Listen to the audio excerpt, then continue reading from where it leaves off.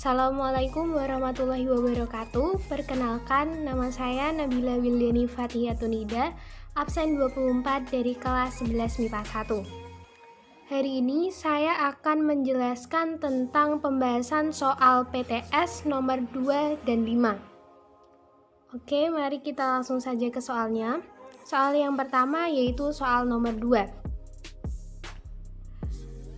Bunyi soal tersebut adalah terdapat dua buah sel dengan luas permukaan yang sangat berbeda satu dengan lainnya. Sel yang memiliki luas permukaan yang lebih besar akan pertama adalah kita harus menganalisis soalnya terlebih dahulu, yaitu berbeda dan soal berbeda dan luas permukaannya lebih besar. Oleh karena itu kita harus langsung melihat dari opsi-opsi yang tersedia. Yang pertama, opsi pertama.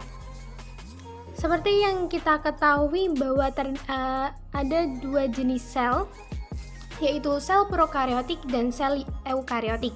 Sel prokariotik yaitu sel yang tidak memiliki membran inti, serta sel eukariotik yang memiliki membran inti.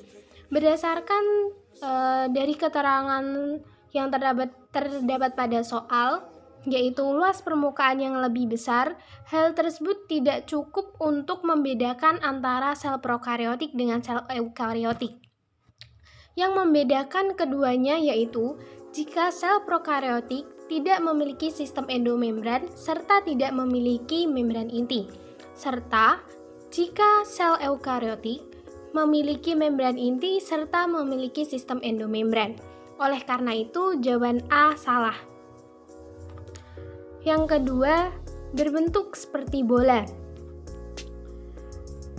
Sel yang memiliki luas permukaan lebih besar belum tentu memiliki bentuk seperti bola.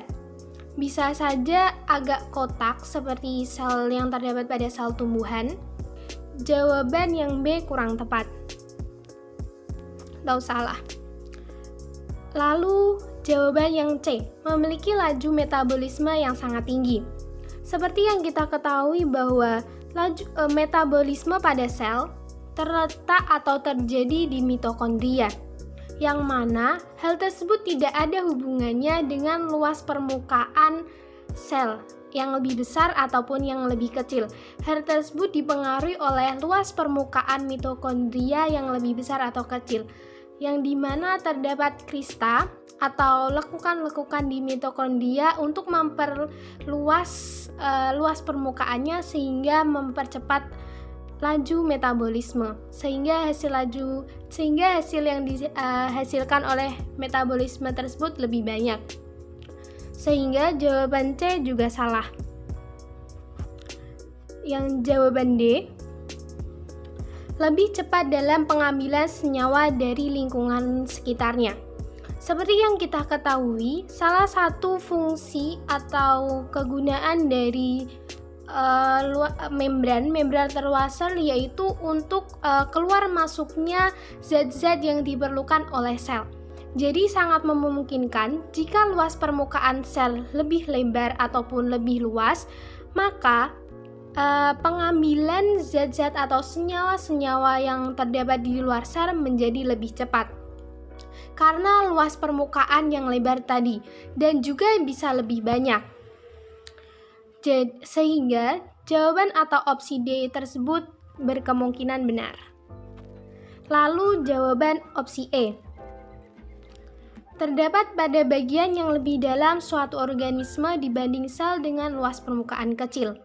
Menurut saya, jawaban E juga tidak tepat, karena apabila luas permukaannya lebih besar, kemungkinan berada pada sisi yang luar, tidak terdapat pada sisi yang lebih dalam, sehingga tidak ada hubungannya juga dengan sel yang memiliki luas permukaan yang lebih besar. Oleh karena itu, jawaban E juga salah.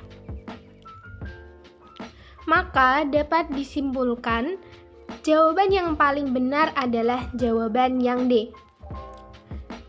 Lebih cepat dalam pengambilan senyawa dari lingkungan sekitarnya. Soal selanjutnya. Pembahasan soal nomor 5. Sel hewan memiliki organel-organel sel yang kompleks. Diketahui, organel A berbentuk seperti kantong membran yang berisi enzim pencernaan intraseluler.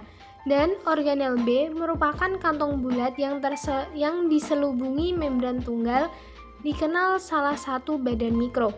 Organel-organel yang dimaksud di atas tidak dimiliki oleh sel tumbuhan. Namun, fungsinya pada sel tumbuhan digantikan oleh.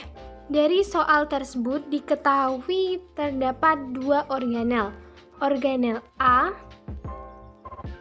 dan organel B, yang dimana organel tersebut terdapat pada hewan, karena organel di atas tidak dimiliki oleh sel tumbuhan, sehingga otomatis sel tersebut dimiliki oleh sel hewan. Lalu pertanyaannya, sel hewan bagian apa yang memiliki kantong membran yang berisi enzim pencernaan intraseluler dan juga yang merupakan kantong bulat yang diselubungi membran tunggal dan disebut juga badan mikro. Berdasarkan ciri-ciri yang disebutkan di dalam soal, maka kita bisa mengetahui bahwa organel A adalah lisosom. Hal tersebut dikarenakan lisosom memiliki enzim pencernaan intraseluler atau yang disebut juga enzim hidrolitik yang bisa digunakan untuk menghancurkan dirinya sendiri atau disebut juga autolisis.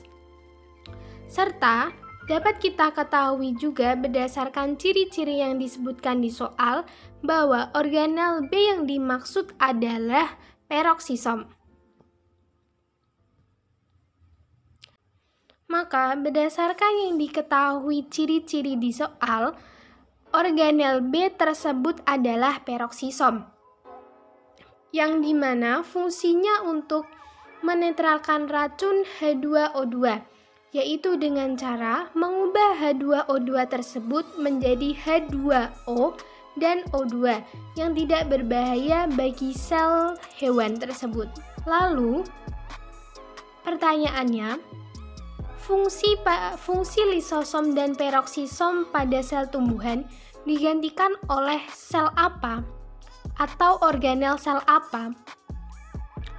Mari kita analisis.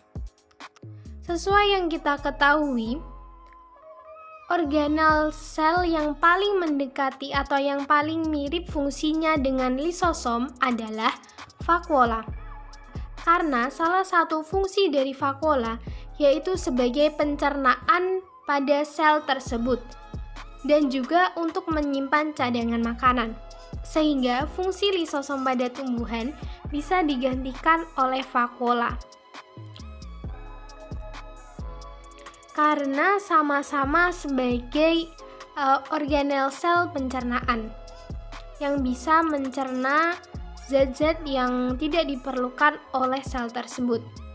Sehingga fungsi lisosom tersebut bisa digantikan oleh vakuola. Lalu untuk peroksisom, fungsinya bisa digantikan oleh glioksisom. Karena fungsi glioksisom adalah memetabolisme lemak atau bisa mengubah lemak menjadi karbohidrat atau glukosa. Oleh karena itu, fungsi peroksisom bisa digantikan oleh glioksisom pada tumbuhan.